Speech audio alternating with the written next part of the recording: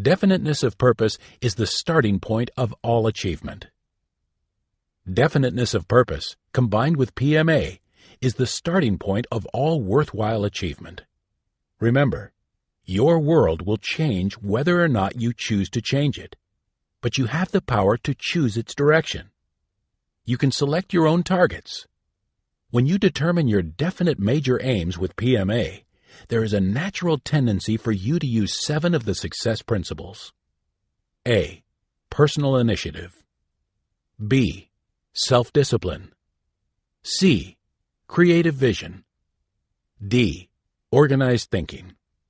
E. Controlled attention, concentration of effort. F. Budgeting of time and money. G. Enthusiasm. Robert Christopher had definiteness of purpose with PMA. Now let's see how the natural tendencies for these additional principles manifested themselves in this success story. For like many boys, Bob's imagination was stimulated while he read Jules Verne's thrilling, imaginative story, Around the World in 80 Days. Bob told us, "I used to daydream a great deal, but when I grew older, I read 2 books on motivation, Think and Grow Rich, and The Magic of Believing." Around the world in 80 days. Now, why couldn't I go around the world on $80? I believed that any given aim could be accomplished if I had faith and confidence that it could be. That is, if I started from where I was to get where I wanted to be. I thought, others had worked on freighters to earn their transatlantic passages and hitchhiked all over the world, so why couldn't I? And then Bob took his fountain pen from his pocket and wrote on a piece of notepaper a list of the problems with which he would be faced. Also, he made notes of what he thought were workable answers to each. Now, Bob Christopher was an expert photographer, and he did have a camera. It was a good one at that. When he reached his decision, he went into action. A. Entered a contract with Charles Pfizer Company, a large pharmaceutical company, to collect soil samples from the various countries he intended to visit. B. Obtained an international driver's license and a set of maps in return for a promised report on Middle East road conditions. C. Picked up Siemens papers. D. Obtained a letter from the New York City Police Department to prove that he had no criminal record. E. Arranged for a youth hostel membership. F. Contacted a freight airline which agreed to transport him by plane over the Atlantic on his promise to obtain photographs which the company intended to use for publicity. And when his plans were completed, this young man of 26 left New York City by plane with $80 in his pocket. Around the world on $80 was his definite major aim, and here are a few of his experiences. Had breakfast at Gander, Newfoundland. How did he pay for it? He photographed the cooks in the kitchen, and they were pleased. Bought 4 cartons of American cigarettes at Shannon, Ireland that cost him $4.80. At that time, cigarettes were as good as money as a medium of exchange in many countries. Arrived in Vienna from Paris. The fee? 1 carton of cigarettes to the driver. Gave the conductor 4 packs of cigarettes to take him from Vienna to Switzerland on a train through the Alps. Rode a bus to Damascus. A policeman in Syria was so proud of the picture that Bob had taken of him that he ordered the bus driver to take him. Took a photograph of the president and staff of the Iraq Express Transportation Company. This earned him a ride from Baghdad to Tehran. In Bangkok, the owner of a very fine restaurant fed him like a king, for Bob gave him the information he wanted, a detailed description of a specific area and a set of maps. Was brought from Japan to San Francisco as a crew member of SS The Flying Spray. Around the world in 80 days? No. Robert Christopher went around the world in 84 days, but he did accomplish his objective. He went around the world on $80. And because he had definiteness of purpose with PMA, he was automatically motivated to use an additional 13 of the 17 success principles to achieve his specific goal. the starting point of all achievement. Let us repeat. The starting point of all achievement is definiteness of purpose with PMA. Remember this statement and ask yourself, what is my goal? What do I really want? Based on the people we see in our PMA Science of Success course, we estimate that 98 out of every 100 persons who are dissatisfied with their world do not have a clear picture in their minds of the world they would like for themselves. Think of it. Think of the people who drift aimlessly through life, dissatisfied, struggling against a great many things, but without a clear-cut goal. Can you state right now what it is that you want out of life? Fixing your goals may not be easy. It may even involve some painful self-examination, but it will be worth whatever effort it costs, because as soon as you can name your goal, you can expect to enjoy many advantages. These advantages come almost automatically. 1. The first great advantage is that your subconscious mind begins to work under a universal law. What the mind of man can conceive and believe, the mind of man can achieve with PMA. Because you visualize your intended destination, your subconscious mind is affected by this self-suggestion. It goes to work to help you get there. 2. Because you know what you want, there is a tendency for you to try to get on the right track and head in the right direction. You get into action. 3. Work now becomes fun. You are motivated to pay the price. You budget your time and money. You study, think, and plan. The more you think about your goals, the more enthusiastic you become. And with enthusiasm, your desire turns into a burning desire. 4. You become alerted to opportunities that will help you achieve your objectives as they present themselves in your everyday experiences. Because you know what you want, you are more likely to recognize these opportunities. These 4 advantages are illustrated by an early experience of the man who was later to become editor of the Ladies' Home Journal. Edward Bok came from Holland as a boy with his parents. He was imbued with the idea that someday he was going to run a magazine. With this specific goal before him, he was able to seize upon an incident so trivial that with most of us it would have passed unnoticed. He saw a man open a package of cigarettes, take a slip of paper from it, and drop the paper on the floor. Bok stooped and picked up the scrap of paper. On it was a picture of a famous actress. Below the picture was a statement that this was one of a series. The cigarette buyer was urged to collect the complete set of pictures. Bok turned the piece of paper over and noticed that the backside was perfectly blank. Bok's mind, filled as it was with a purpose, sensed an opportunity here. He reasoned that the value of the picture enclosed in the package of cigarettes would be greatly enhanced if the blank side were devoted to a brief biography of the person pictured. He went to the lithograph firm which printed the enclosure and explained his idea to the manager. The manager promptly said, "I'll give you $10 each if you will write me a 100-word biography of 100 famous Americans. Send me a list and group them, presidents, famous soldiers, actors, authors, and so on." This is the way Edward Bok got his first literary assignment.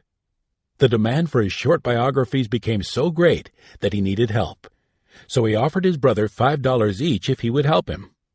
Before long, Bok had 5 journalists busy turning out biographies for the lithograph presses. Bok, he was the editor. You have success born in you. Notice that none of the men we have been talking about had success handed to them on a platter. At first, the world was not particularly kind to Edward Bok or Judge Cooper, and yet each carved from the raw material around him a career of great satisfaction, and each one did it by developing the many talents he found within himself. Everyone has many talents for surmounting his special problems. It is interesting to note that life never leaves us stranded. If life hands us a problem, it hands us also the abilities with which to meet the problem. Our abilities vary, of course, as we are motivated to use them. And even though you are in ill health, you can nonetheless lead a useful and happy life. You may fear ill health is too great a handicap to overcome. If this is true, take courage from the experience of Milo C. Jones. Milo had not tried to acquire wealth when he had good health, and then he became sick. When he became sick, the odds were stacked heavily against him. Here's the story of his experience. When Milo C. Jones had been in good health, he had worked very hard. He was a farmer, and he operated a small farm near Fort Atkinson, Wisconsin. But somehow, he seemed unable to make his farm yield much more than the bare necessities for himself and his family. This kind of existence went on year after year. Then suddenly, something happened. Jones was stricken with extensive paralysis and confined to his bed. Here was a man who late in life became completely incapacitated. He was barely able to move his body. His relatives were certain he would be permanently unhappy as a hopeless invalid. And he would have been had not something more happened to him. And he made it happen. It brought the kind of happiness to him that comes with achievement and financial success. What was it Jones used to bring about this change? He used his mind. Yes, his body was paralyzed, but his mind was unaffected. He could think, and he did think and plan. One day, while engaged in thinking and planning, he recognized the most important living person with the magic talisman with PMA on one side and NMA on the other. He saw clearly that he was a mind with a body. He made his own decision right then and there. PMA attracts wealth. Milo C. Jones chose to develop a positive mental attitude.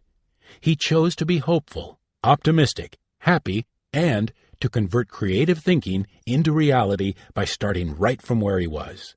He wanted to be useful, and he wanted to support his family instead of being a burden to them. But how could he turn his disadvantage into advantage? He didn't let this vital problem stop him. He found the answer. First, Jones counted his blessings. He discovered that he had so very much for which to be thankful. This thankfulness led him to search for additional blessings which he might enjoy in the future. And because he was searching for, among other things, a way to be useful, he found and recognized that for which he was looking. It was a plan, and it required action. So Jones went into mental action. He revealed the plan to members of his family. "I am no longer able to work with my hands," he began, "so I have decided to work with my mind. Every one of you can, if you will, take the place of my hands, feet, and physical body. Let's plant every tillable acre of our farm in corn. Then, let's raise pigs and feed them the corn. Let's slaughter the pigs while they are young and tender and convert them into sausages. And then we can package and sell them under a brand name. We'll sell them in retail stores all over the country." And then he chuckled as he said, "They'll sell like hotcakes." And they did sell like hotcakes. In a few years, the brand name Jones Little Pig Sausages became a household byword. And these 4 words became a symbol that tantalized the appetites of men, women, and children throughout the nation. And Milo C. Jones lived to see himself a millionaire. He had achieved something even more through a positive mental attitude, for he had flipped his talisman to PMA, and thus, although he was physically handicapped, he became a happy man. He was happy because he was useful. A formula to help you change your world. Fortunately, not every life is faced with such great difficulties. Yet everyone has problems, and everyone reacts to motivating symbols through suggestion or self-suggestion. A most effective form is a self-motivator deliberately memorized for the purpose of flashing from the subconscious to the conscious in time of need. I dare you. What, then, is a formula that can help you change your world? Memorize, understand, and repeat frequently throughout the day. What the mind of man can conceive and believe, the mind of man can achieve with PMA. It is a form of self-suggestion. It is a self-motivator to success. When it becomes a part of you, you dare to aim higher. Bill was a sickly farm boy in the southeastern Missouri country. A dedicated grammar school teacher motivated young William Danforth to change his world. The teacher did this with a challenge. I dare you. I dare you to become the healthiest boy in school. I dare you became William Danforth's self-motivator throughout life. He became the healthiest boy in his school. Before he died at the age of 85, he helped thousands of other youths to develop good health. And something more, to aspire nobly, to adventure daringly, and to serve humbly. During his long career, he never lost a day at work because of illness. I Dare You motivated him to build one of America's largest corporations, the Ralston Purina Company. I Dare You motivated him to engage in creative thinking and turn liabilities into assets. I Dare You motivated him to organize the American Youth Foundation. Its purpose is to train young men and women in Christian ideals and to prepare them for the responsibilities of life. I Dare You motivated William Danforth to write a book entitled I Dare You. Today, this book is inspiring boys and girls, men and women, to have the courage to make this world a better world to live in. What a remarkable testimony to the power of a self-motivator to develop a positive mental attitude. Are you yourself ever tempted to blame the world for your failures? If so, pause and reconsider. Does the problem lie with the world or with you? Dare to learn the 17 success principles. Dare to memorize self-motivators.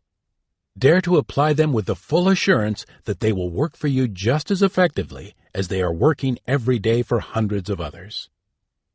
Perhaps you don't know how. Perhaps you need to learn to think more accurately.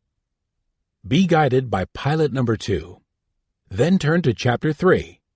Its purpose is to help you clear the cobwebs from your thinking. Pilot number 2. Thoughts to steer by. 1. You can change your world. To achieve anything worthwhile in life, it is necessary to set high goals for yourself and want to achieve them. Have you thought about the high goals you would like to achieve? 2. Imprint the 17 success principles indelibly in your memory. Have you memorized them? 3. Do you tend to blame the world? If you do, memorize the self-motivator, if the man is right, his world will be right.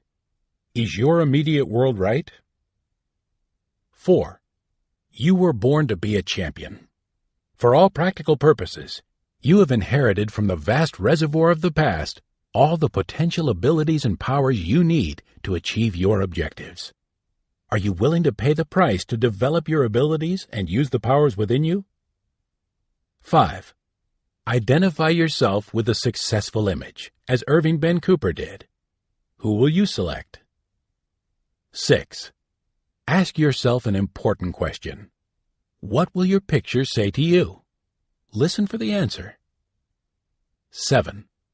Definiteness of purpose with PMA is the starting point of all worthwhile achievement. Have you selected some definite, specific, desirable goal? Will you keep it in mind daily? 8. When you determine your definite aims, there is a tendency for several additional success principles to begin to operate automatically to help you achieve them. 9. Everyone has many talents for surmounting his special problems.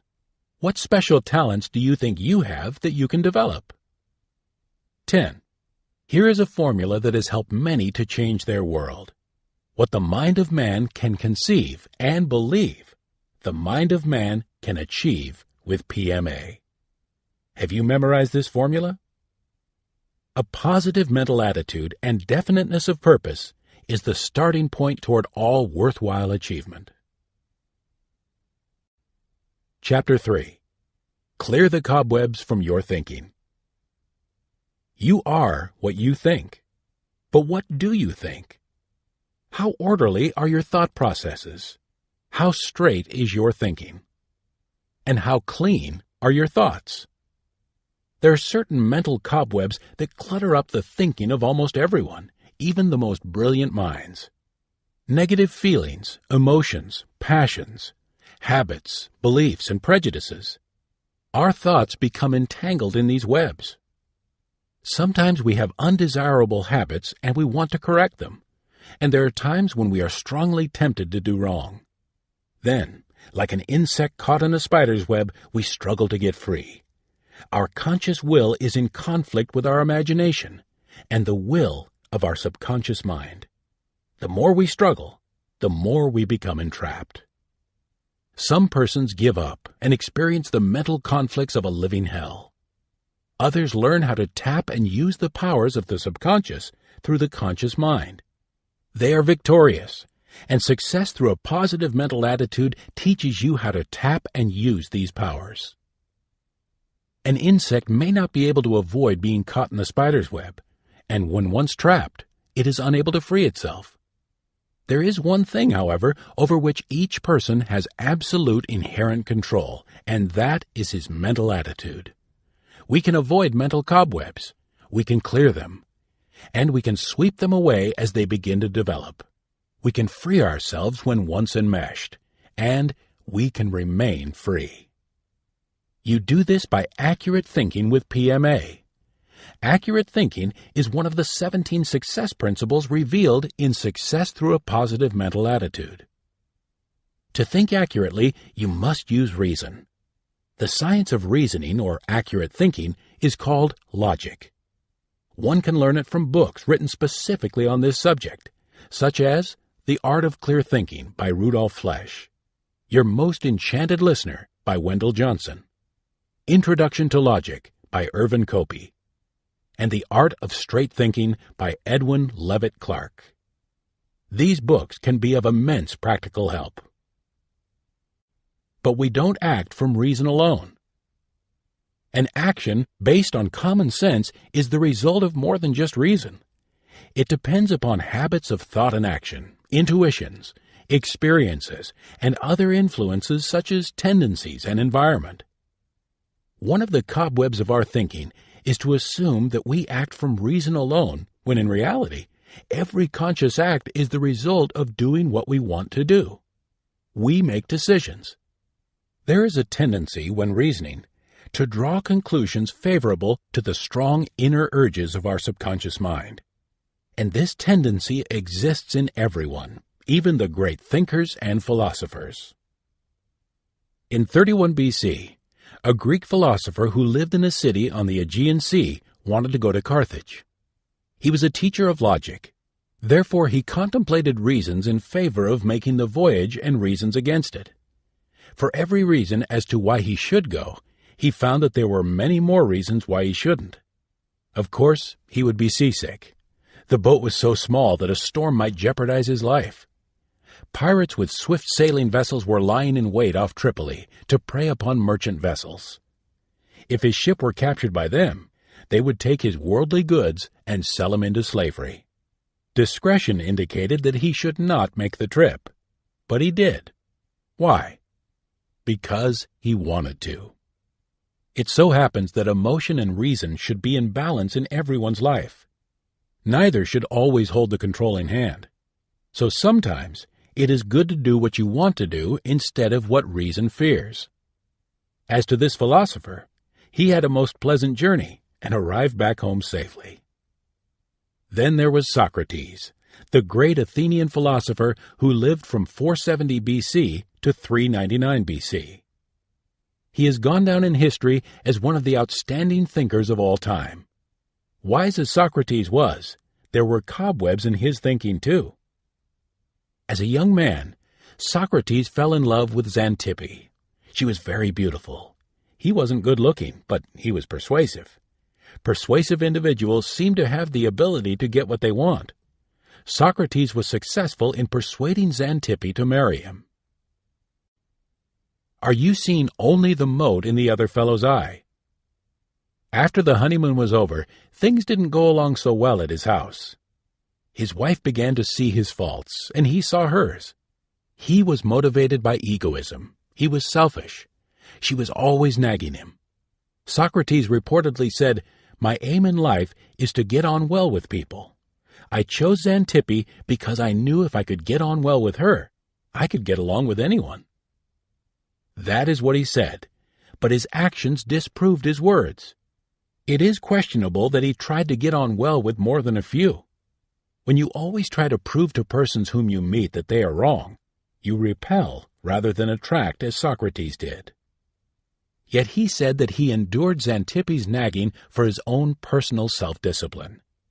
But he would have developed real self-discipline had he tried to understand his wife, and to influence her through the same considerate attentions and expressions of love that he used in persuading her to marry him. He didn't see the beam in his own eye, but he saw the mote in Xantippe's eye. Of course, Xantippe wasn't blameless either. Socrates and she were just like many husbands and wives living today.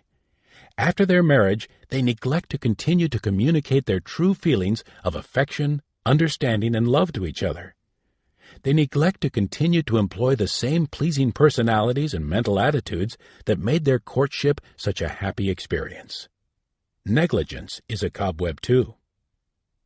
Now, Socrates didn't read Success Through a Positive Mental Attitude. Neither did Xantippe. Had she done so, she would have known how to motivate her husband so that their home life would have been a happier one. She would have seen the beam in her eye rather than the mote in Socrates. She would have controlled her own reactions and been sensitive to the reactions of her husband. In fact, she might have even proved the fallacy of his logic after she read Chapter 5, entitled, "And Something More." And because the story of Socrates proves he saw only the mote in Xantippe's eye, we shall tell you about another young man. He learned to see the beam in his own eye. But before we do, let's see how the habit of nagging develops. You see, when you know the cause of a problem, you can often avoid it. Or you can find your own solution to that problem if you already have it. S.I. Hayakawa, in Language in Thought and Action, wrote, "In order to cure what she believes to be her husband's faults, a wife may nag him. His faults get worse, so she nags him some more. Naturally, his faults get worse still, and she nags him even more. Governed by a fixated reaction to the problem of her husband's faults, she can meet it only one way. The longer she continues, the worse it gets, until they are both nervous wrecks. Their marriage is destroyed, and their lives are shattered." Now, what about the young man? It was the first evening of a PMA Science of Success class when he was asked, "Why are you taking this course?" "Because of my wife," he responded. Many of the students laughed, but not the instructor. He knew from experience that there are many unhappy homes when husband or wife sees the other's faults, but not his or her own. He restored happiness to his home. It was 4 weeks later, in a private conference, that the instructor asked the student, "How are you coming along with your problem?" "It's solved." "That's wonderful. But how did you solve it?" "I learned, when I am faced with a problem that involves misunderstandings with other persons, I must first start with myself. When I examined my own mental attitude, I discovered that it was negative. My problem was really not with my wife after all. It was with me. In solving my problem, I found that I no longer had one with her." Now, what if Socrates had said to himself, "When I am faced with a problem that involves a misunderstanding with Xantippe, I must first start with myself"? And what would happen if you would say to yourself, "When I am faced with a problem that involves a misunderstanding with another person, I must first start with myself"? Would your life be a happier one? But there are many other cobwebs that interfere with happiness. Oddly enough, the one that is the greatest hindrance is the very tool of thought itself: words. Words are symbols, as S.I. Hayakawa tells us in his book. And you will find that a one-word symbol can mean to you the sum total of a combination of innumerable ideas, concepts, and experiences. And you will also see, as you continue to listen to Success Through a Positive Mental Attitude, that the subconscious instantaneously communicates to the conscious mind through symbols. Through one word, you can motivate others to act. When you say to another person, "You can," this is suggestion. When you say to yourself, "I can," you motivate yourself by self-suggestion. But more about these universal truths in the next chapter. First, let's recognize that a whole science has grown up around the important discoveries made about words and the communicating of ideas through words, the science of semantics. And Hayakawa is an expert in this field. He tells us that to find out what a word really means on the lips of another person, or even on your own lips, is essential in the process of accurate thinking. But how does one do this? Just be specific. Start with a meeting of the minds, and many needless misunderstandings will be avoided. One word can cause an argument. The uncle of a 9-year-old boy was visiting in the home of the boy's parents. One evening when the father came home, the following dialogue developed. "What do you think of a boy that lies?" "I don't think very much of him. And I know one thing certain, my son tells the truth." "He told a lie today." "Son, did you tell your uncle a lie?" "No, father." "Let's clear this thing up. Your uncle says you lied. You say you didn't. Just exactly what did happen?" he asked, turning to the uncle. "Well, I told him to take his toys down to the basement. He didn't do it, and he told me that he did." "Son, did you take your toys to the basement?" "Yes, father." "Son, how do you explain this? Your uncle says that you didn't take your toys to the basement, and you say that you did." "There are several steps leading from the first floor down to the basement. About 4 steps down is a window. I put my toys on the windowsill. The basement is the distance between the floor and the ceiling. My toys are in the basement." The argument between the uncle and his nephew was due to the definition of one word: basement. The boy probably knew what his uncle meant, but he was lazy and hadn't wanted to run all the way downstairs. When he was faced with punishment, the boy tried to save himself by using logic to prove his point. Now this may be intriguing, but more motivating will be the story of a young man who didn't know what the most important word symbol in any language means. And what is the most important word in any language? That word is God. Not so long ago, a student from Columbia University called on the Reverend Harry Emerson Fosdick, Minister Emeritus of the Riverside Church of New York City.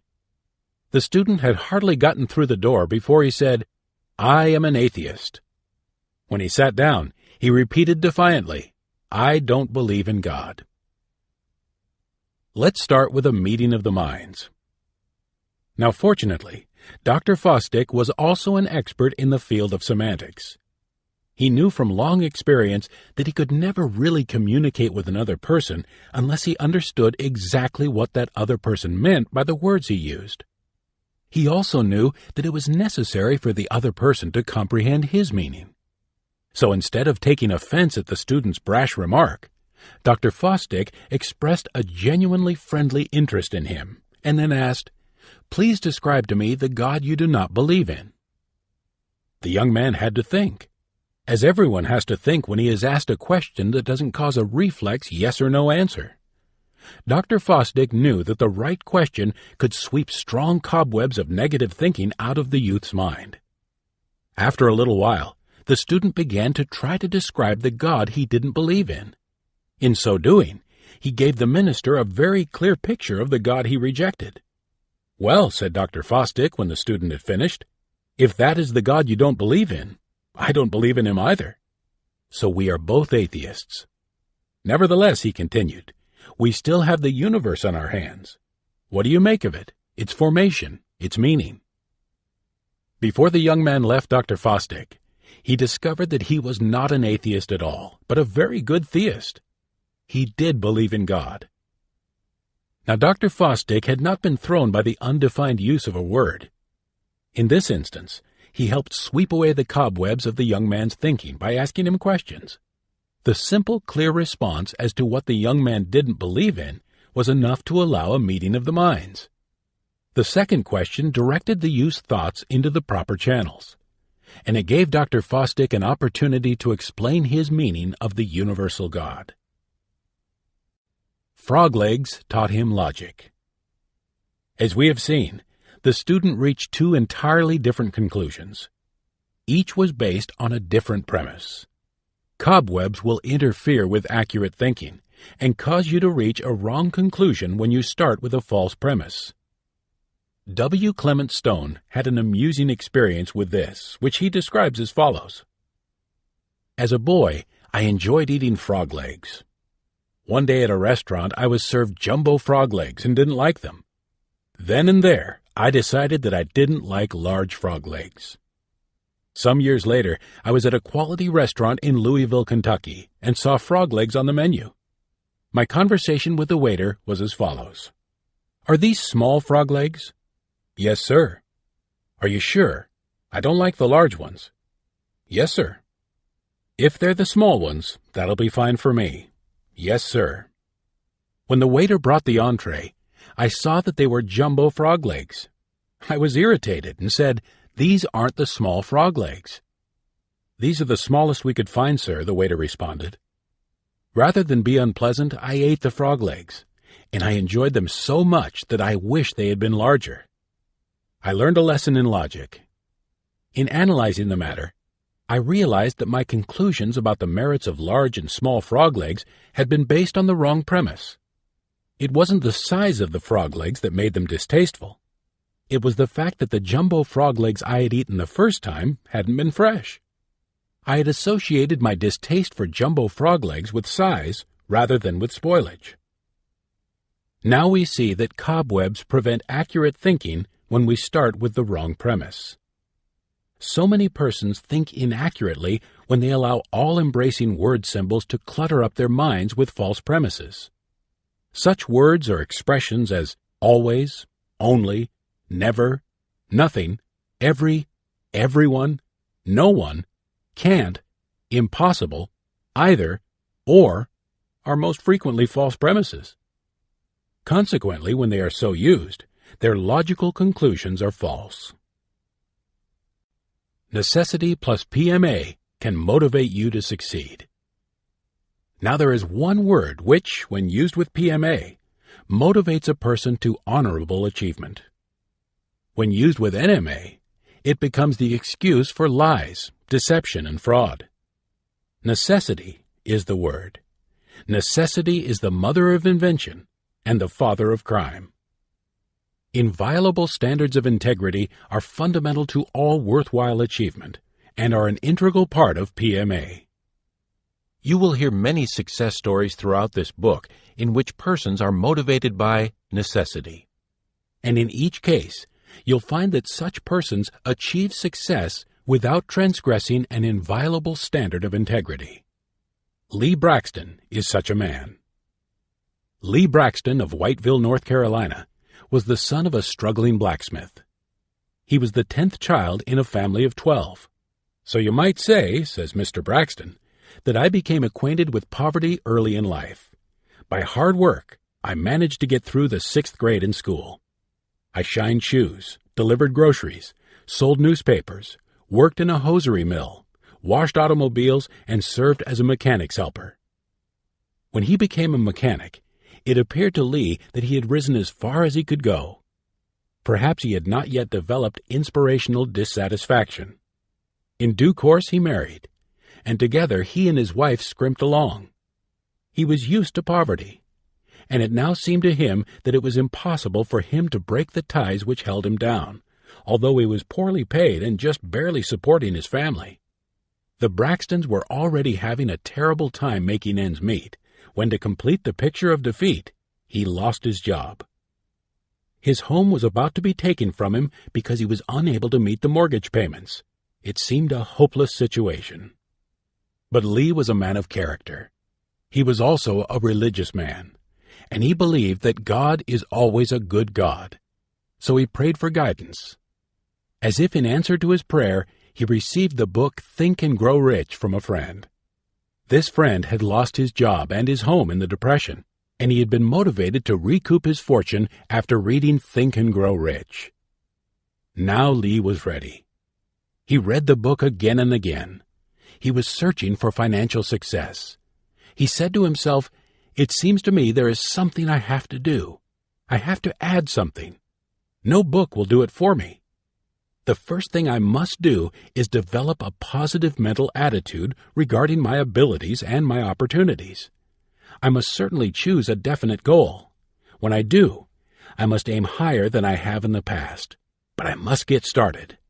I'll begin with the first job I can find. And he looked for a job and found one. It didn't pay much to start. But it wasn't many years after he had read Think and Grow Rich that Lee Braxton organized and became president of the First National Bank of Whiteville, was elected mayor of his city, and engaged in many successful business enterprises. You see, Lee had aimed high, in fact, very high. He had taken as his major purpose the goal of being rich enough to retire at the age of 50. He achieved this goal 6 years ahead of time, retiring from active business with substantial wealth and a fine independent income at the age of 44. Today, Lee Braxton is leading a useful life. He is devoting his entire efforts to helping Oral Roberts, the evangelist, in his ministry. Now, the jobs that he took and the investments he made in climbing from failure to success are not important here. What is important is that necessity motivates a man with PMA to action without transgressing recognized inviolable standards. An honest man won't deceive, cheat, or steal because of necessity. Honesty is inherent in PMA. Necessity, NMA, and crime. Now contrast such a man with the many thousands of persons with NMA who are imprisoned because of stealing, embezzling, or other crimes. When you ask them why they stole in the first place, their answer invariably is, "I had to." And that's how they landed in prison.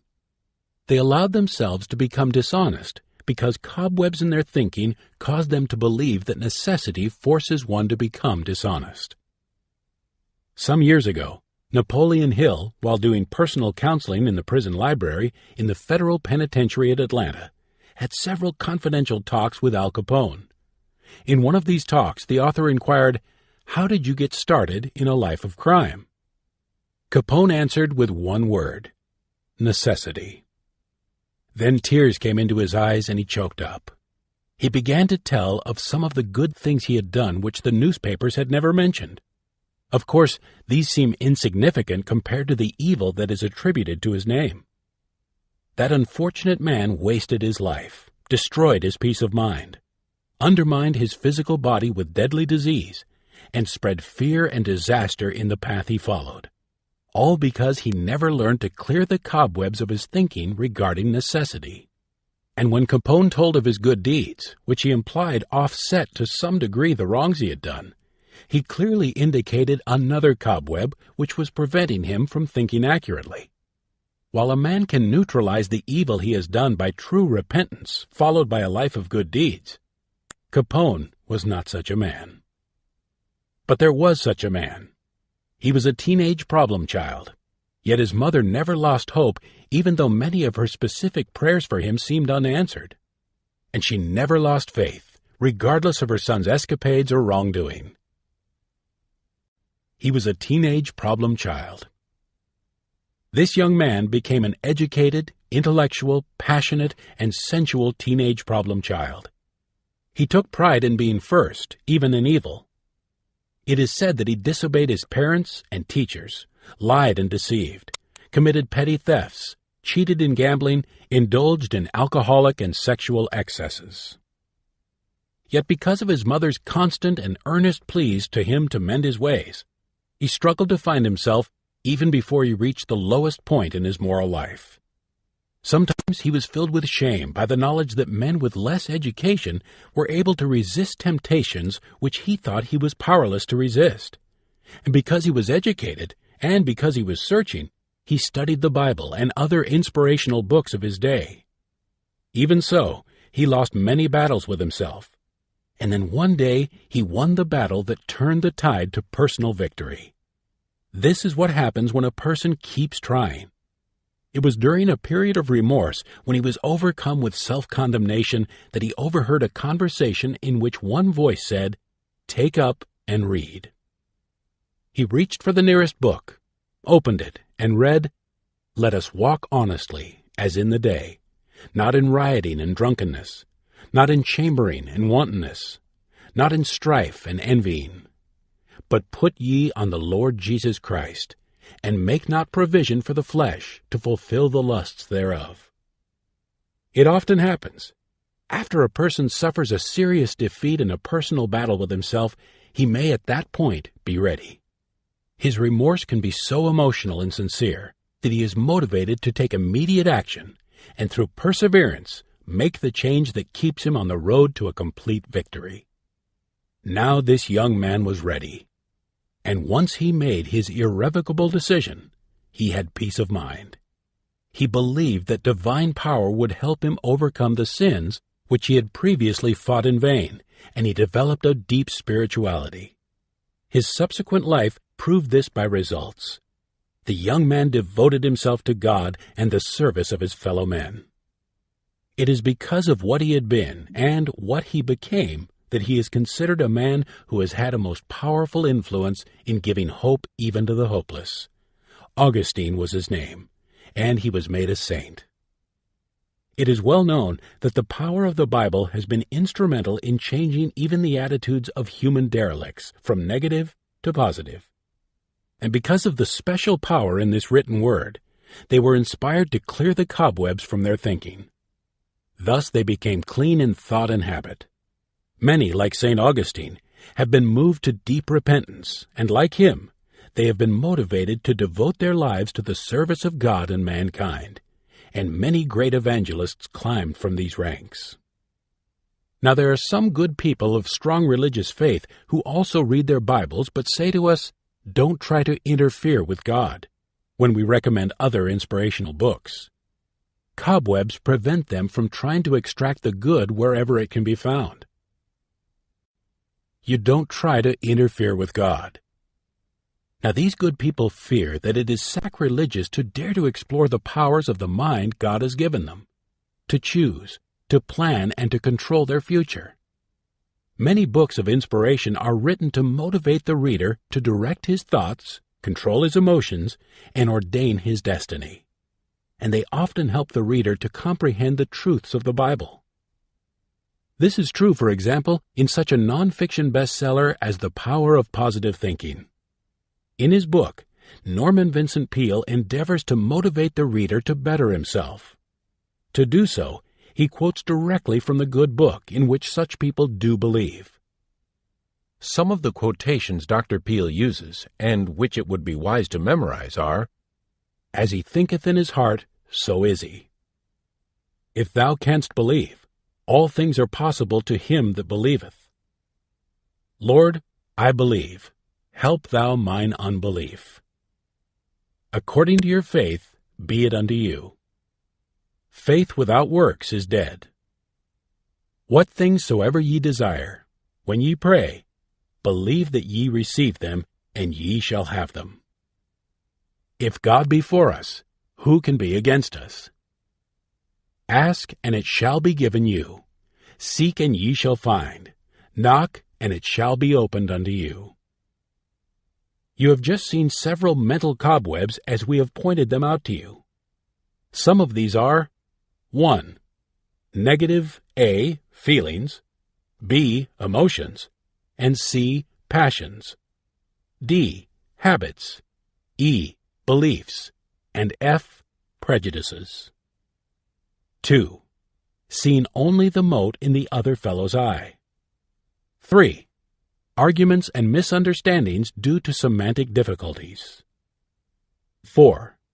False conclusions resulting from false premises. 5. All-inclusive, restrictive words or expressions as basic or minor premises. 6. The idea that necessity forces dishonesty. 7. Unclean thoughts and habits. 8. Fear that it is sacrilegious to use the powers of your mind. And so you see there are many varieties of cobwebs, some small, some large, some weak, some strong. Yet if you make an additional listing of your own, and then examine the strands of each cobweb closely, you will find that they are all spun by NMA. And when you think about it for a while, you will see that the strongest cobweb spun by NMA is the cobweb of inertia. Inertia causes you to do nothing, or if you are moving in the wrong direction, keeps you from resisting or stopping. You go on and on. Ignorance is the result of inertia. That which seems logical to the person who is ignorant of the facts or know-how may be illogical to the man who does know. When you make decisions because you refuse to keep an open mind and learn the truth, that is ignorance. And NMA keeps alive and grows fat on ignorance. Eliminate it. Success through a positive mental attitude indicates clearly how you can eliminate it. The man with PMA may not know the facts or have the know-how. He may not understand, yet he recognizes the basic premise that truth is truth and is not false regardless of his lack of knowledge or understanding. He therefore endeavors to keep an open mind and to learn. He must base his conclusions on what he does know, yet be prepared to change them when he becomes more enlightened. Will you dare to clear the cobwebs from your thinking? If your answer is yes, then let pilot number 3 guide you as you move forward into Chapter 4. You will be ready to see with an open mind. You will be ready to explore the powers of your mind. And when you do, your exploration will lead you to a great discovery. But only you can make it for yourself. Pilot number 3. Thoughts to steer by. 1. You are what you think. Your thoughts are evaluated by whether your attitude is positive or negative. Take a look at yourself. Are you 1. A good person? 2. Evil? 3. Healthy? 4. Psychosomatically ill? 5. Wealthy? 6. Poor? If you are, then 1. You have good thoughts. 2. Your thoughts are evil. 3. Your thoughts are of good health. 4. Your thinking makes you so. 5. Your thoughts are of riches. 6. Your thoughts are of poverty. 2. Negative feelings, emotions, passions, prejudices, beliefs, habits. You clear these mental cobwebs by turning your talisman from NMA to PMA. 3.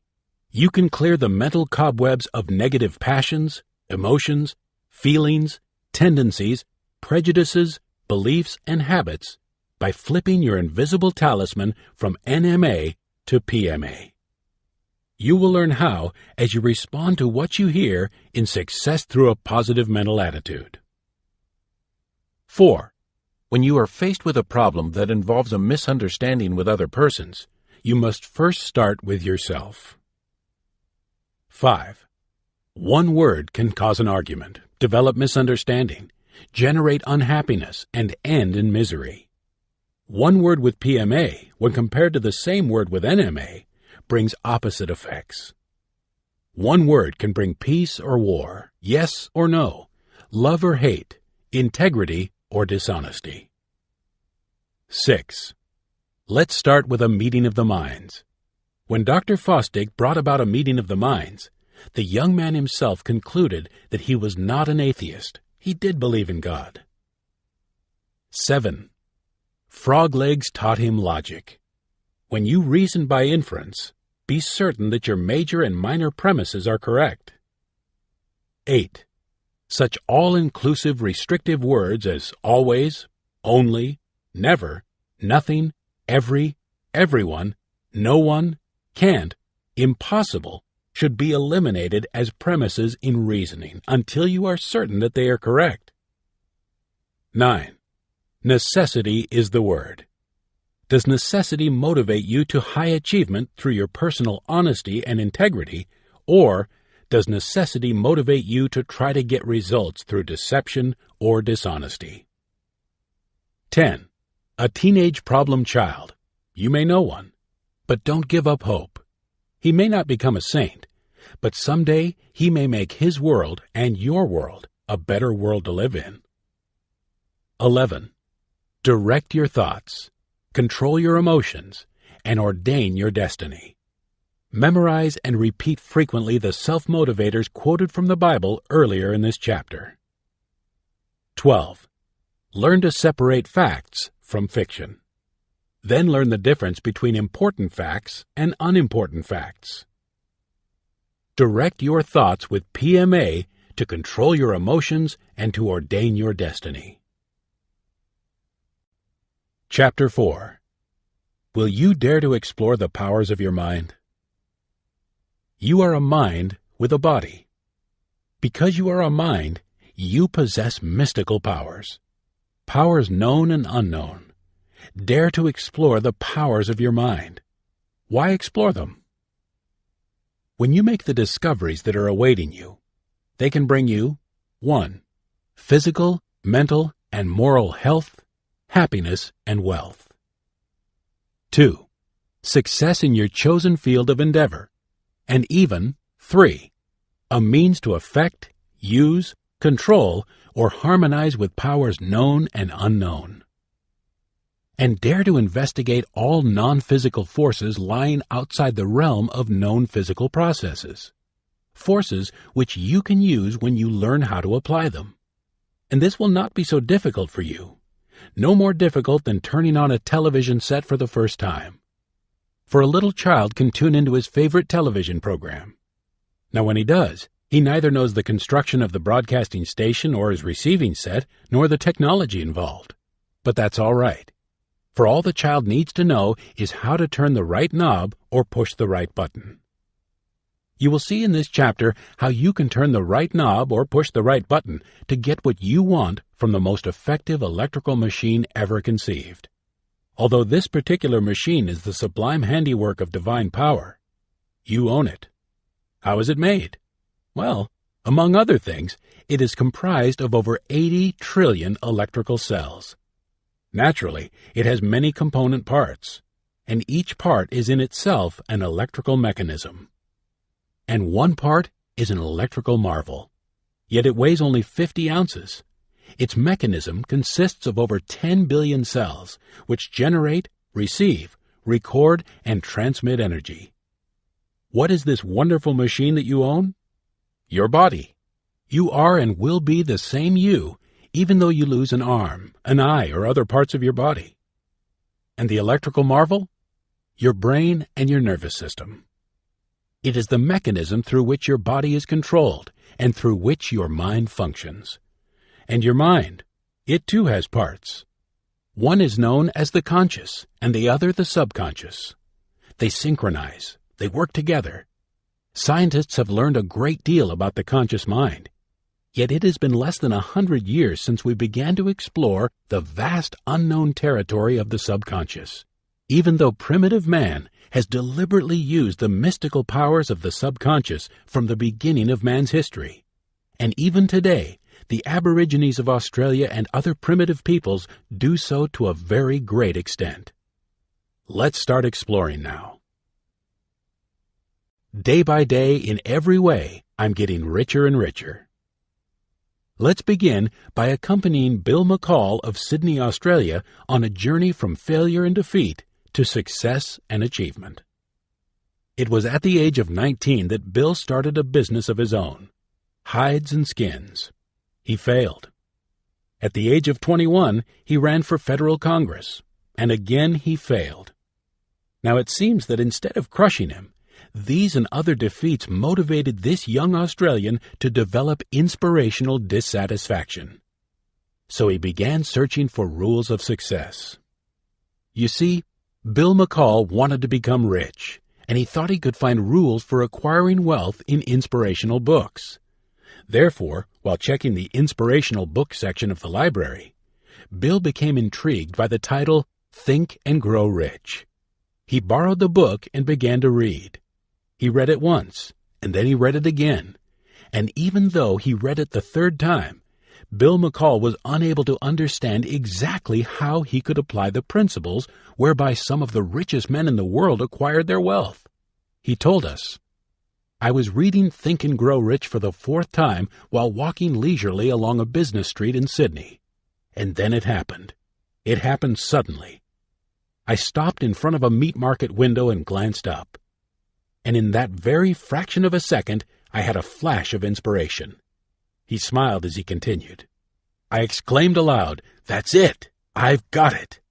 I was startled at my emotional outburst. So was a lady who was passing by. She stopped and looked at me in amazement. I hurried home with my new discovery. He continued seriously.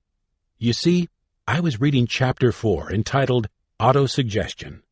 The subheading was The Medium for Influencing the Subconscious Mind. Now I remember that when I was a boy, my father read aloud from Emile Coué's little book, Self-Mastery Through Conscious Autosuggestion. He then looked at Napoleon Hill and said, "It was you who pointed out in your book that if Emile Coué was successful in helping individuals avoid sickness and in bringing the sick back to good health through conscious autosuggestion, autosuggestion could also be used to acquire riches or anything else one might desire." Get rich through autosuggestion. That was my great discovery. It was a new concept to me. McCall then described the principles. It almost seemed as if he had memorized them from the book itself. You know, conscious autosuggestion is the agency of control through which an individual may voluntarily feed his subconscious mind on thoughts of a creative nature, or, by neglect, permit thoughts of a destructive nature to find their way into the rich garden of his mind. When you read aloud twice daily the written statement of your desire for money with emotion and concentrated attention, and you see and feel yourself already in possession of the money, you communicate the object of your desire directly to your subconscious mind. Through repetition of this procedure, you voluntarily create thought habits which are favorable to your efforts to transmute desire into its monetary equivalent. Let me say again, it is most important that when you read aloud the statement of your desire through which you are endeavoring to develop a money consciousness, you read with emotion and strong feeling. Your ability to use the principles of autosuggestion will depend very largely upon your capacity to concentrate upon a given desire until that desire becomes a burning desire. When I arrived home out of breath for running, I immediately sat down at the dining room table and wrote, "My definite major aim is to be a millionaire by 1960. Still looking at Napoleon Hill, he continued, "You mentioned that a person should be specific as to the amount of money he wants and set a date." I did. Now the man to whom we were talking was not the young Bill McCall who failed at the age of 19. He became known as the Honorable William V. McCall, the youngest man ever to become a member of the Australian Parliament, as the former chairman of the board of directors of the Coca-Cola subsidiary in Sydney, and as the director of 22 family-owned corporations.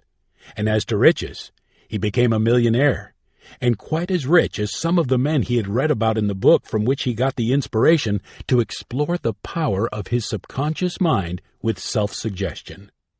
Incidentally, he became a millionaire 4 years ahead of schedule. Day by day, in every way, I am getting better and better. You will note we use the word self-suggestion as being synonymous with the term conscious autosuggestion used by Emile Coué. McCall remembered that when he was a boy, his father had benefited from a great discovery found in a book of his day, a discovery that every man, woman, and child can effectively employ when he finds it for himself. Like Bill McCall and his father, you too can properly employ the power of conscious autosuggestion. Now, conscious autosuggestion was revealed to Emile Coué because he dared to explore the powers of his own mind and the minds of others. Before he made his great discovery, he used hypnosis to cure the physical illnesses of his patients. But after making his great discovery, which was in reality based on a simple natural law, he abandoned the use of hypnosis. And how did he find and recognize this natural law? Emile Coué's great discovery was made when he found the answer to some questions he asked himself. They were: Question number 1. Is it the suggestion of the doctor, or is it the suggestion of the mind of the patient that affects a cure? Answer: Coué proved conclusively that it was the mind of the patient that subconsciously or consciously made the suggestion to which his own mind and body reacted. Without either unconscious autosuggestion or conscious autosuggestion, external suggestions are not effective. Question number 2. If the suggestion of the doctor stimulates internal suggestion of the patient, why can't the patient use healthful, positive suggestions on himself? And why can't he refrain from harmful negative suggestions? The answer to his second question came quickly. Anyone, even a child, can be taught to develop a positive mental attitude. The method is to repeat positive affirmations, such as, "Day by day, in every way, through the grace of God, I am getting better and better." Throughout Success Through a Positive Mental Attitude, you will see many self-motivators which you can use for your own self-suggestion. And if by now you don't know how to use self-suggestion, you will before you complete this book.